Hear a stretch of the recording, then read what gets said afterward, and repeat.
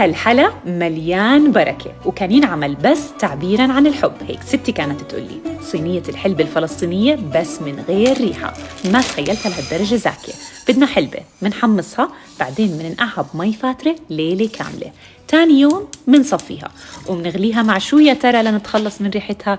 رح نغليها مع الميرمية لمدة 5 دقايق ومنحطها على جنب ومنغطيها.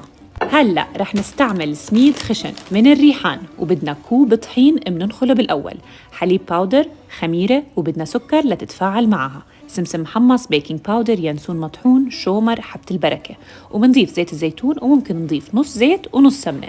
منبسهم ومنفركهم بالإيد مثل هيك.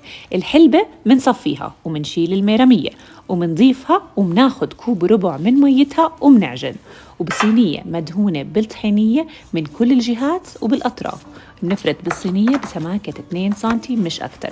زبطوا الأطراف وخلوا سطحها أملس، بتطلع أحلى، وقسموها بالطريقة اللي بدكم إياها. بعدين بدنا نغطيها لحتى تختمر لمدة ساعة وبفرن حامي مسبقاً درجة حرارة 180 النار من تحت، وبس يتحمر الأطراف منطلعها ومندهنها بالقطر ومنرجعها لحتى تتحمر من فوق وتاخد لون حلو. بس تطلع من الفرن منسقيها بالقطر الدافي على دفعات.